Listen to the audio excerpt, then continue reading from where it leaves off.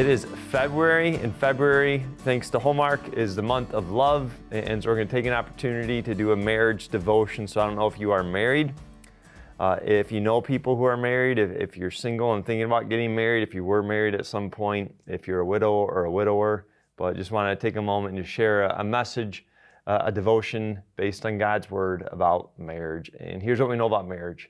Marriage is one of the most beautiful and powerful relationships designed by our Creator God. Yet without the foundation of the gospel, Jesus, marriage can become a struggle for control, self-interest, or unmet expectations. But when a couple embraces the gospel, Jesus, everything changes. And changes in four different ways. First of all, love becomes selfless, a selfless relationship, right? The world often views love as something we give when we feel like it. But the gospel redefines love as selfless and sacrificial, just like Jesus' love for the church. Instead of asking, what can I get? We begin asking, how can I serve? That's a gospel-centered, orientated marriage. It's a marriage that seeks to outdo one another in love, Romans 12, verse 10, reflecting Christ's example of putting others before himself. So not how I can be served, but how can I serve? Second truth is this. Forgiveness replaces bitterness in a Christian relationship, in a marriage, gospel-centered relationship. Marriage brings two imperfect people together, which means hurt and mistakes are inevitable. It's a mess, right? But without the gospel, resentment and unforgiveness can build up, but Jesus' sacrifice teaches us that we are forgiven beyond measure. Colossians chapter 3, verse 13 says to forgive one another just as Christ forgave us. And because of this, we can extend forgiveness, grace to our spouse. Grace replaces grudges. Say that for me.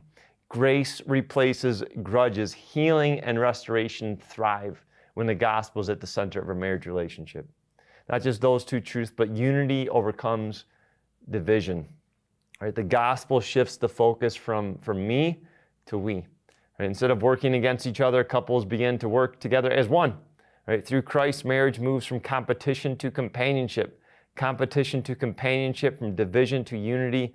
Ecclesiastes 4:12 reminds us a cord of three strands is not quickly broken. With Jesus at the center, a marriage is strengthened against trials and struggles.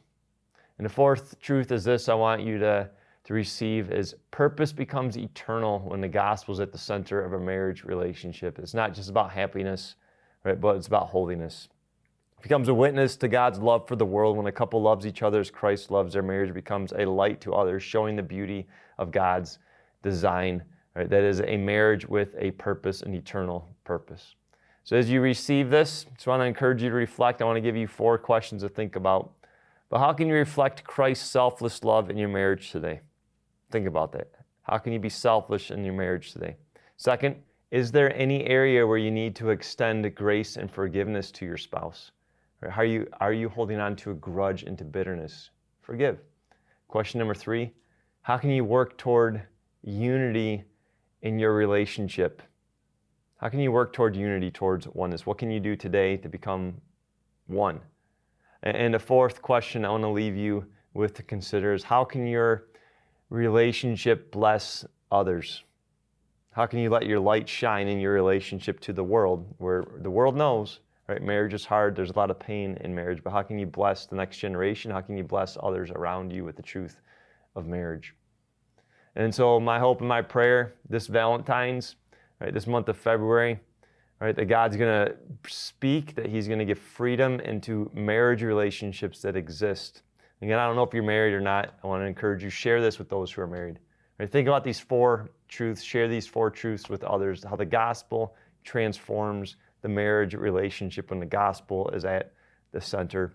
Be blessed and happy Valentine's Day. May you receive love, not just from your spouse, but from your neighbors, and may you give love to your neighbors as well as God has loved us.